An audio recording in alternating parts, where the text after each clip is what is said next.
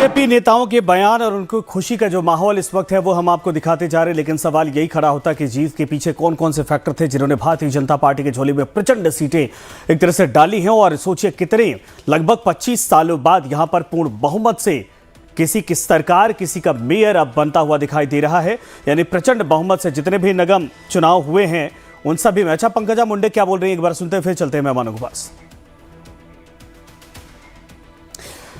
तो चलते हैं, रुक करते हैं। विनोद शुक्ला जी, इस बात का जवाब दीजिएगा जो ब्रेक के पर जाने से पहले हमने पूछा था, ये शिंदे फैक्टर को किस बात का बेनिफिट है? क्या लोगों का भरोसा शिंदे पर बढ़ा है? बाला साहब ठाकरे की विरासत को अब शिंदे ही आगे बढ़ा रहे हैं या फिर बीजेपी के साथ अलायंस होने का उनको बेनिफिट मिलता जा रहा है? देखिए, मुझे लगता है कि दोनों फैक्टर हैं। हाँ। शिंदे के साथ सबसे बड़ा फैक्टर ये है कि शिंदे अपनी आइडियोलॉजी के साथ कॉम्प्रोमाइज नहीं किया है। वो आइडियोलॉजी जो बाला साहब की हुआ करती थी। और इसी से आप देख लीजिए कि थाने में शिवसेना जो है वो लीड कर रही है, उसको बीजेपी से ज्यादा सीटें हैं। थाने को शिवसेना का गढ़ माना जाता है। तो कायदे से अगर लीगेसी उद्धव के पास होती तो वहां पर उद्धव को बढ़त मिलनी चाहिए थी, लेकिन वैसा नहीं हो रहा है। अब दूसरा एक और फैक्टर है, जैसे बीएमसी बृहन्मुंबई वाला जो इलाका है, वहां पर आपके उसमें दिखा रहा है कि दोनों भाई मिलकर 70 सीटें जीत रहे हैं। तो वहां पर थोड़ा सा दोनों भाई के साथ आने का प्रभाव दिख रहा है। अगर ये दोनों भाई साथ नहीं आए होते तो शायद स्थिति और खराब होती है। 70 तक पहुंचने में वो बड़ी भूमिका है। अब आपके मूल प्रश्न पर आते हैं कि ये क्या है कि शिंदे को जो है वो बेनिफिट मिल रहा है। एक तो ये कि आइडियोलॉजी वाला मामला हो गया, इसलिए कि कम से कम महाराष्ट्र के लिए सावरकर और जो मराठी अस्मिता है, ये दो बड़े इंपॉर्टेंट फैक्टर हैं। और इन दोनों पर लगातार कुठाराघात होता रहा है जहां पर शिवसेना रही है, मतलब शिवसेना जो उद्धव ठाकरे वाला फैक्शन है जहां पर रही है।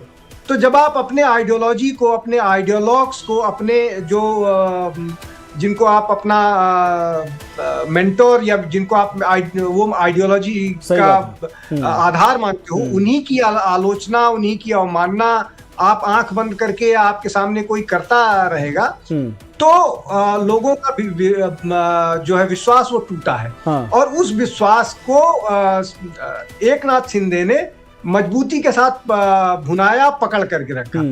चुनाव में वो रिफ्लेक्ट हुआ, प्लस बीजेपी के साथ मिलकर के पूरा का पूरा कॉम्प्लीमेंट हुआ है। तो ये जो अनप्रेसिडेंटेड सा सक्सेस है, ये वही सब दिख रहा है। लेकिन एकनाथ शिंदे पर विश्वास सिर्फ और सिर्फ आइडियोलॉजी के कारण हुआ है। और जो वो अपने अब देखिए उनके पोस्टर्स में बाला साहब ठाकरे का चित्र नजर आता था। वैसे तो इलेक्शन कमीशन के हिसाब से ओरिजिनल शिवसेना एकनाथ शिंदे वाली है, वो शिवसेना उद्धव यूबीटी है।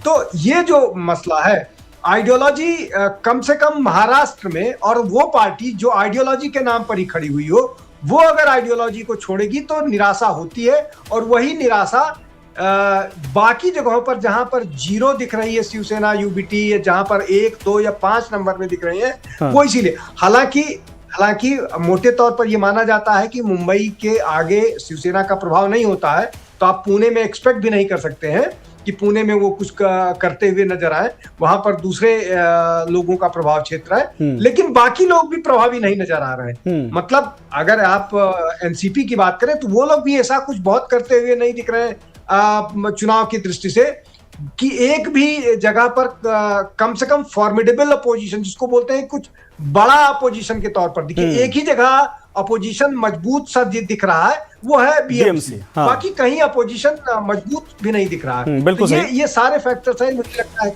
जी। अच्छा, एक बार पीयूष गोयल ने क्या कहा था दोबारा सुनवाते हैं, फिर आपके पास आते हैं। ये चर्चा करेंगे कि राज ठाकरे फैक्टर उद्धव के लिए फायदेमंद रहा या फिर घातक हो गया है। पहले पीयूष गोयल का बयान।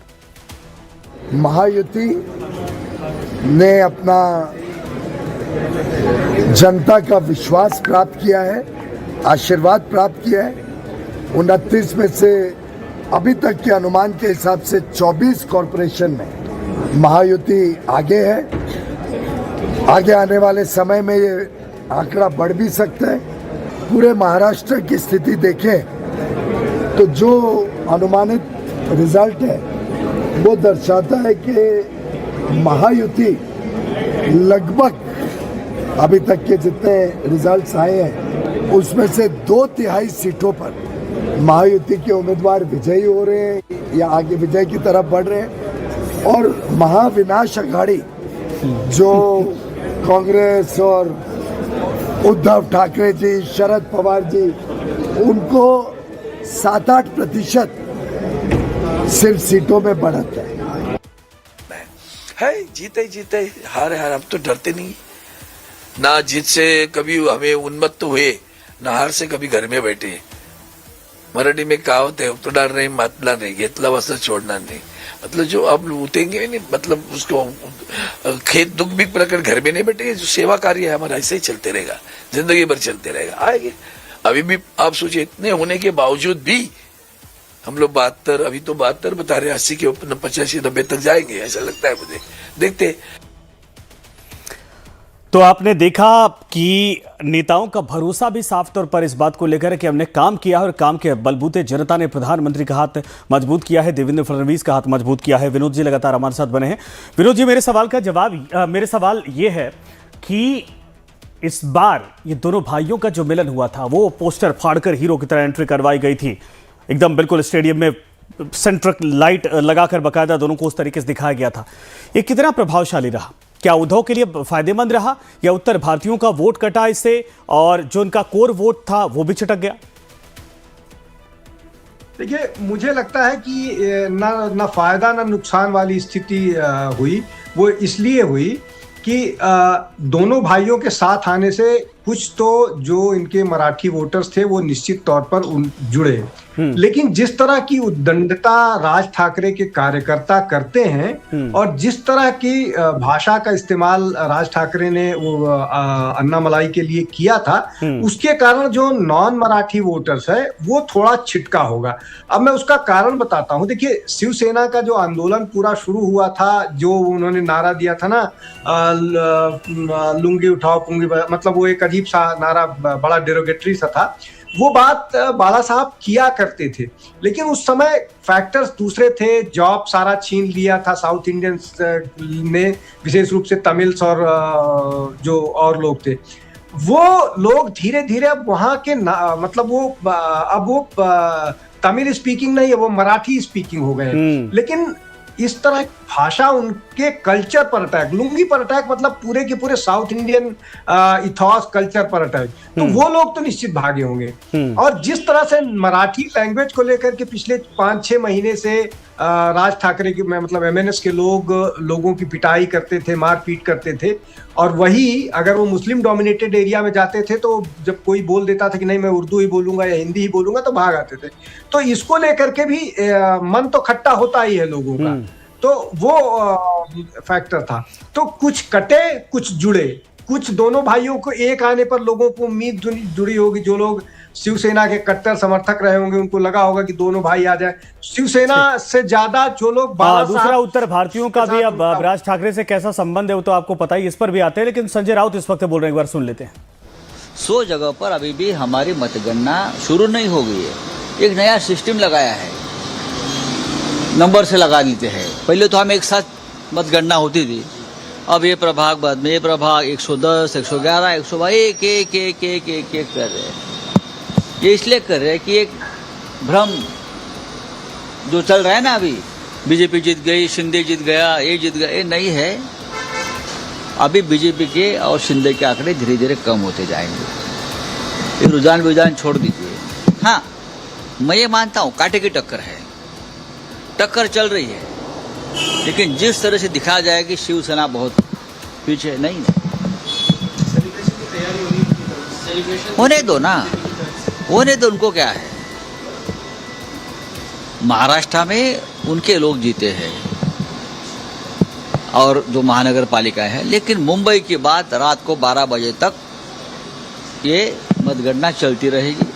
अभी मुझे पता चला है कि दादर का अभी शुरू हो गया है, अभी दादर का शुरू हो गया है, बाद में बैंड्रा का शुरू होगा, तो ये धीरे धीरे चलता रहेगा। और जो फिगर आपके सामने आई है उसमें 100% बदलाव होंगे। तो सर ये जो अभी तक डिफरेंस दिखाई दे रहा है वो काफी नहीं, काफ़ी नहीं है। रुझान नतीजों में तब्दील होते हैं। नहीं, बहुत से रुझान दिखाया था, ये आगे है, वो हो गया, बाद में वो चुनाव हार गए। सर दो चीजें, एक तो कई नगर सेवक छोड़कर आप लोग को चले गए शिंदे सेना में, बड़ी संख्या वो हार गए। वो हार गए, तो उसके क्या रवि राजा भी हार गया। जिसने पार्टी बदली है वो सबको मुंबई की जनता ने हरा है। हमारे 60 नगर सेवक, 60 कॉरपोरेटर शिंदे सेना में चले गए, लगभग सभी हार गए हैं, लोगों ने हराया है। जहाँ मैं, ये सामना का ऑफिस है, मैं जहाँ खड़ा हूँ, वहाँ का भी जो हमारा कॉरपोरेटर था वो शिंदे सेना में चला गया, लोगों ने उनको हरा दिया। तो ये बात छोड़ दीजिए, जिसने पार्टी छोड़ी है उस सबको मराठी जनता ने हराया है, लोगों ने हराया है। कांटे की टक्कर की आपने बात कही। मैं मानता हूँ कि टक्कर चल रही है। सर ये कांटा कौन से आंकड़े पर जाके रुकेगा आपको लग रहा है? नहीं, लगता है कि शायद बराबरी में भी रुकेगा। सर इसके अलावा बड़ी संख्या में लोकसभा चुनाव में मुस्लिम विनोद जी, अब क्या कहेंगे संजय राउत के बयान को? हालांकि एक बात उन्होंने जरूर कही है, और ये सुबह भी खबर सामने आई थी कि काउंटिंग उस तरीके से नहीं होगी जैसे जनरल होती है, एक साथ करवाई जाती है, बल्कि 2 वार्ड खत्म होंगे तो दूसरे उस वाले संभाग का दूसरा वार्ड शुरू होगा। तो यानी ये काउंटिंग सच में रात तक तो चलेगी। तो ये जो नंबर हैं अभी आ रहे हैं, इसको लेकर कंफर्म अभी इंतजार करना होगा रात के 7, 8, 10 बजे तक, या फिर कैसे लेंगे इसको आप? देखिए, जब तक आखिरी बैलेट मतलब आखिरी ईवीएम काउंट ना हो जाए, तब तक सच में ये होता है कि किसी को आप जीता या हारा नहीं मान सकते हैं। हाँ। ये तो एक आइडियोलॉजिकल, मतलब एक ये बात हो गई जो आप कह सकते हैं। लेकिन दूसरी बात आप इसको समझ लिए, लेट नाइट तक काउंटिंग चलेगी, काउंटिंग होती रहेगी। लेकिन मैं एक बात करता हूं, जब बिहार के चुनाव हो रहे थे, मैं आपके चैनल पर स्टूडियो में बैठा हुआ था, तो लोगों ने मुझे यही पूछा, जो सामान्य प्रश्न होता है कि क्या स्थिति होगी। तो मैंने तब ये कहा था कि अगर बीजेपी वहां या एनडीए जीतता है तो वो 200 का आंकड़ा पार करेगा, और हारता है तो वहां पर आराम से जो आरजेडी महागठबंधन है उसको 150-60 के आसपास मिल जाएगा, और वहां 100-200 पार कर गई। अब मैं ये आपको ये कह क्यों रहा हूं? मैं कह इसलिए रहा हूं कि जब चुनाव में रिजल्ट आने लगते हैं और उसके बाद एक तरफ की बढ़त होने लगती है, तो फिर वो जो सीट्स का जो झुकाव होता है ना, फिर वो जिसकी बढ़त होती है वो उस तरफ ही जाकर के गिरती है। तो इसलिए कि उसमें फिर बहुत सारे ऐसे वोट्स होते, कॉन्स्टिट्यूएंसीज होती हैं जहां पर चुनाव बहुत छोटे अंतर पर हार या जीत होती है, और वो ज्यादातर जो विनिंग फैक्शन होता है उसकी तरफ जाता है। तो मुझे ये लगता है कि निश्चित तौर पर, अब देखिए, जब कोई राजनीतिक दल ये कहे कि चुनाव बराबरी पर छूटेगा, तब आप इसको मान करके चलिए कि वो हार कंसीड कर रहा है, वो ये नहीं कर रहा है। और कम से कम जो संजय साहब है, मतलब संजय राउत, वो तो अपने बड़बोलेपन के लिए जाते हैं। बहुत सारा चुनाव हराने में अब शिवसेना की इस दुर्गति के पीछे उनकी बड़ी भूमिका है। तो वो जब ये कह रहे हैं कि हमारा ये मुकाबला बराबरी पर छूटेगा, तब आप मान के चलिए कि शिवसेना को अंदर से ये जानकारी, ये एहसास हो चुका है कि वो चुनाव हार चुके हैं। तो मेरा कम से कम आकलन यही कहता है कि ये मामला जो है वो उनके हाथ से निकल चुका है। लेकिन ब्रेव फेस तो दिखाना पड़ेगा भाई। पॉलिटिशियंस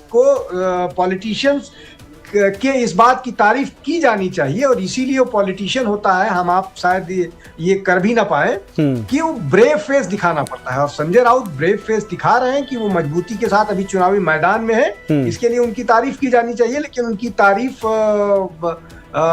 इतनी जरूर और की जानी चाहिए कि उनके कारण शिवसेना की दुर्गति हुई है, और शिवसेना की दुर्गति के पीछे बड़ी जिम्मेदारी उनकी है, उनके बयान, उनकी सलाह जिसमें प्रमुख है। जी अच्छा, नई जनरेशन को कनेक्ट करने की बात कही जाती है।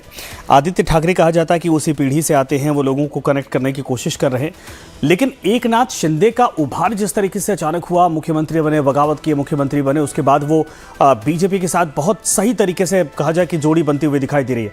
क्या एकनाथ शिंदे का जो एक आभा है, पॉलिटिकल छवि है, वो अब पूरे ठाकरे परिवार पर भारी पड़ती दिखाई दे रही है? अकेले वो सब पर भारी है इन लोगों में?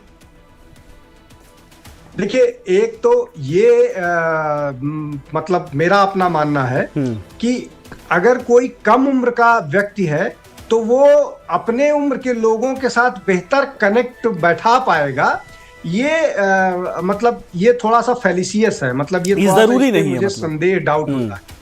जी, जरूरी नहीं है, बिल्कुल सही बात, जरूरी नहीं है। उसका कारण ये है, देखिए राहुल गांधी को हमेशा से प्रोजेक्ट किया जाता रहा है, वो यूथ लीडर मुझसे भी उम्र में बड़े हैं, लेकिन उनको यूथ लीडर कहा जाता है। मैं अपने आप को घर में कहता हूं कि मैं बूढ़ा हो रहा हूं। लेकिन प्रधानमंत्री जो हैं वो 75 साल के ऊपर हो गए हैं, लेकिन जिस तरह से वो अपने आप को कंडक्ट करते हैं, नए लोगों से मिलते हैं, वो और नई आइडियाज की बात करते हैं, वैसा ही हाल जो है वो शिंदे के साथ है।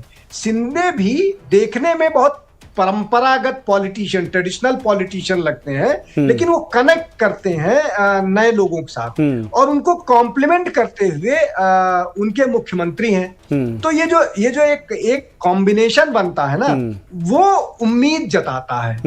और कम से कम मेट्रोस के जो यूथ्स हैं, उनके एस्पिरेशंस जो हैं वो बाकी देश के यूथ्स के एस्पिरेशन से अलग किस्म के होते हैं। अगर आप उनको एड्रेस कर पा रहे हो तो ये आपकी सफलता है। और मुझे लगता है कि ये जो दोनों की जोड़ी है, प्लस प्रधानमंत्री का पीछे से आशीर्वाद कह लीजिए इन लोगों के, बीजेपी की भाषा में मैं तो कहूंगा कि एक डबल इंजन या अब तो ट्रिपल इंजन सरकार ये बोलेंगे, वो एक है ना, वो कॉम्प्लीमेंट करता हुआ निकलता है। और जो मैं एस्पिरेशन की बात कर रहा हूं, एस्पिरेशन की बात इसलिए कर रहा हूं कि आप एस्पिरेशन के पूरा होने की उम्मीद लगाए हुए हैं और आप उम्मीद के हिसाब से वोट उन्हीं लोगों को करेंगे जो आपके एस्पिरेशन को पूरा कर पाए। अच्छा, एक बड़ा फैक्टर, दिलचस्प फैक्टर है सर, कि जितने बड़े नेता थे या फिर उनके फादर फिगर इतने स्ट्रांग रहे हैं, जिन्होंने महलों वाली छवि बनाई कि वो बड़े बड़े भवनों में, बड़े बड़े आलीशान महलों में रहते हैं, बड़े बड़े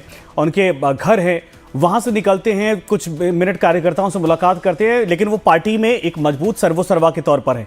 चाहे यूपी का एग्जाम्पल ले लीजिए, चाहे बिहार का एग्जाम्पल लीजिए, चाहे अब महाराष्ट्र का एग्जाम्पल लीजिए, चाहे कहीं का भी उठा कर लीजिए, पब्लिक से वो दूर होते चले गए। और इसके अलावा अगर मैं एकनाथ शिंदे की बात करूं तो जो महाराष्ट्र में भाऊ वाला शब्द होता है कि एकनाथ शिंदे भाऊ या शिंदे भाऊ, वो कद धीरे धीरे बढ़ाता जाता है, जैसे कभी शरद पवार के साथ था और अब शिंदे फैक्टर उस तरीके से आगे बढ़ता जा रहा है। देखिए, आपने बहुत इंपॉर्टेंट बात कही। हाँ। ये जो आप जिन बड़े नेताओं की बात कर रहे हैं, आज के लोगों में भी या यूथ में या सब के लिए एक्सेस बहुत महत्वपूर्ण है। अब आप अगर कांग्रेस के बड़े नेता की बात करें तो कांग्रेस के बड़े नेता का एक्सेस कांग्रेस के लोगों को नहीं मिलता है। वो उड़ीसा के एक व्यक्ति ने बोला कि 3 साल से टाइम नहीं मिल रहा है, और बहुत सारे लोग लंबे समय से, दिग्विजय सिंह तक ने कह दिया कि कितने दिन से टाइम मांग रहे हैं, उनको नहीं मिल रहा है। अगर आप बिहार की बात करें तो बिहार में परिवार की बेटी को टाइम नहीं मिलता है बड़े नेता को। वहां एक महासचिव है जो आरोप है संजय यादव पर कि वो पूरे उस पर कब्जा करके रखे हुए हैं।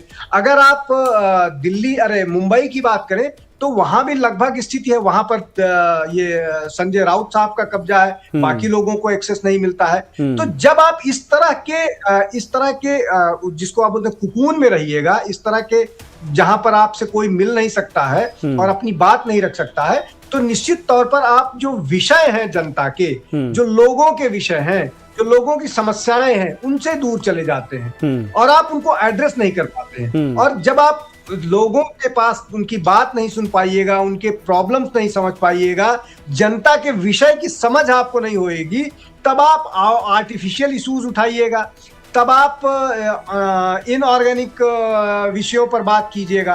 और जब आप इनऑर्गेनिक विषयों पर बात कीजिएगा तो आपको पब्लिक ट्रैक्शन नहीं मिलेगा। ये सबसे बड़ी समस्या है और इसीलिए इन नेताओं का हाल ये हो रहा है कि एक पॉलिटिकल पार्टी जो जिससे उम्मीद लगाए जा रहा था कि बिहार में वो सत्ता परिवर्तन करेगी, वो दूर दूर तक कंपटीशन में नहीं नजर आई। वही हाल महाराष्ट्र में हुआ, वही हाल बाकी जगहों पर आप देख लीजिएगा।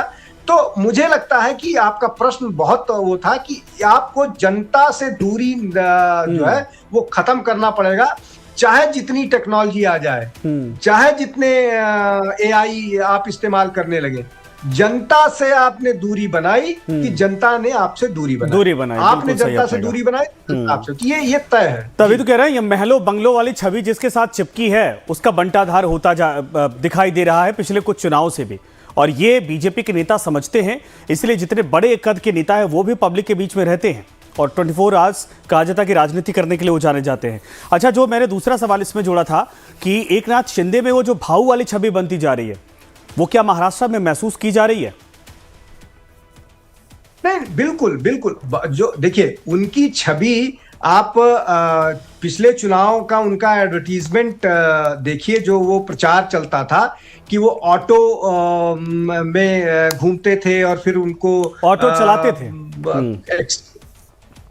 उन पर अटैक हुआ, फिर उसको किस तरह से उन्होंने डील किया, वो तो वो एक वो अनकॉम्प्रोमाइजिंग नेता वाली छवि थी। प्लस अब जिस तरह से वो लोगों से मिलते हैं, लोगों की बातें सुनते हैं और अपनी बात रखते हैं। कई बार अलायंस में भी अगर उनको कोई चीज ऐसी दिखती है जो उनको लगता है कि नहीं ये ठीक नहीं है, तो उस पर विरोध भी करते हैं। तो ये वही इमेज दिखाता है जो बाला साहब ठाकरे की थी। अब जैसे बाला साहब ठाकरे बीजेपी के साथ अलायंस में तो थे, लेकिन वो बीजेपी के बारे में ऐसे चूंकि वो कार्टूनिस्ट थे, तो वो अब वो किताबों में लिखा है कि बीजेपी को कमलाबाई कहते थे, कमल के निशान के कारण। तो ये उनका अपना एक तरीका है। वही तरीका एकनाथ शिंदे का है। वो कम बोलते हैं, जैसे मतलब दोनों में अगर पर्सनालिटी के हिसाब से अंतर देखिएगा तो बाला साहब ठाकरे वोकल थे, एकनाथ शिंदे कम बोलते हैं, ज्यादा गंभीर रहते हैं, लेकिन उनका काम करने का तरीका है एकदम उसी तरह से जो रेप्लिकेट करता है उनका। मतलब सिर्फ पर्सनालिटी में वो जो बात करने का तरीका, कुछ लोग वोकल हो, इंट्रोवर्ट और एक्सट्रोवर्ट होते हैं, तो ये इंट्रोवर्ट टाइप पॉलिटिशियन है, लेकिन इनका काम करने का तरीका एकदम वही है जो भाऊ वाली आप बात कर रहे हैं, वो वही बात है और वो उसको जीते हैं। इसीलिए लोग पसंद करते हैं कि वो भाऊ की इमेज को जीते हैं, इसीलिए लोग उनके साथ खड़े हैं। अरे, मैं बीच में गया था संभाजी नगर, जो पहले औरंगाबाद था, उस इलाके में मैंने देखा जो बड़ी बड़ी तस्वीरें, और उनके लिए वाकई में लोगों के अंदर पैशन था। जो कभी शरद पवार भी वहां बड़े मजबूत नेता माने जाते थे, उस इलाके में कई और नेता भी उभरे थे, लेकिन सबके ऊपर लीड करते हुए दिखाई दे रहे थे। अच्छा, ये जो नंबर इस वक्त टैली पर दिखाई दे रहे हैं 122 के आसपास, ये तो जाहिर सी बात है कि बीजेपी, अब शिंदे चाहे बीजेपी, दोनों एक ही अब मान लीजिए, लेकिन आने वाले वक्त में इस चुनाव के बाद महाराष्ट्र की राजनीति में क्या संकेत मिल रहे हैं कि बीजेपी के लिए ये एक छत्र है, क्योंकि बीजेपी का ये भी सपना है कि बीएमसी अपने दम पर भी हो और वहां की सरकार भी अपने दम पर हो, लेकिन अलायंस बनाकर चल रही ये दौर भी है, लेकिन बड़े भाई की भूमिका में पहुंच गए। क्या भविष्य में बीजेपी की रणनीति क्या हो सकती है यहां पर? देखिए, बीजेपी दो जगहों पर बहुत लंबे समय से प्रयास कर रही है कि वहां पर वो अपनी तरह की राजनीति, मतलब अपना उनका सब कुछ खुद का हो। बिहार में वो लंबे समय से इस कोशिश में है कि उनका अपना मुख्यमंत्री हो। महाराष्ट्र में उनका अपना मुख्यमंत्री है, लेकिन जिस तरह की रीजनल डाइवर्सिटी है महाराष्ट्र की, और जिस तरह से पॉलिटिकल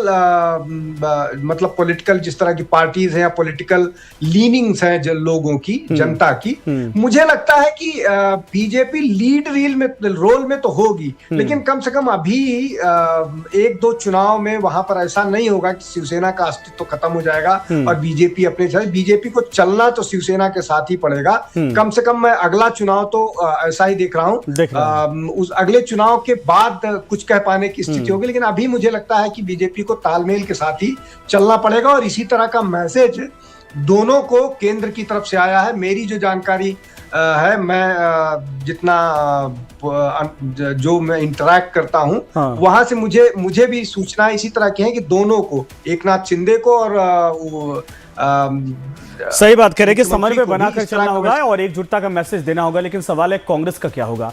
महाराष्ट्र में कांग्रेस का पतन लगभग अब ये मान लीजिए इस चुनाव में हो ही चुका है, क्योंकि लोकसभा, विधानसभा और अब ये लोकल बॉडीज चुनाव, जिस तरीके से उम्मीदें पहले कभी सरकारें मजबूत हुआ करती थी। विनोद जी, मैं 10 सेकंड दे पाऊंगा सर, इस बात को लेकर, कांग्रेस को लेकर एक बार रेखांकित करिए। कांग्रेस कहां खड़ी है अब, या खत्म हो गई? देखिए, मुझे लगता है कि कांग्रेस इस समय थोड़े दिन पहले तक वियतनाम में थी और शायद 2-4 दिन बाद यूरोप के किसी देश में मिलेगी। कांग्रेस को मैं वही देखता हूँ। भारत के किसी राज्य में मुझे थोड़ा मुश्किल है कांग्रेस का लौट मतलब आके वो होना। अब मैं सिंबॉलिकली कहा हूँ, लेकिन आप बहुत सही के दर्शक समझ जाएंगे। जनता भी समझ गई, दर्शक भी समझ गए। बिल्कुल सही आपने कहा कि अब कहाँ कांग्रेस है देश के भीतर, ये समझ लीजिए देश के भीतर है या बाहर भी हो गई है। शुक्रिया आपका हमारे साथ जुड़ने के लिए और ये डिटेल में तमाम चीजें समझाने के लिए महाराष्ट्र की राजनीति में। लेकिन ये जरूर है कि बीएमसी समेत जितने नगर निगम के चुनाव थे महाराष्ट्र के भीतर, भारतीय जनता पार्टी ने प्रचंड बहुमत से हर तरफ कमल का डंका बजाया है। साथ में एकनाथ शिंदे केवनहार बने हैं। लेकिन विश्लेषण करना होगा यूबीटी ग्रुप को और कांग्रेस को कि वो आखिर कहां है और पतन की वजह क्या बनती जा रही है।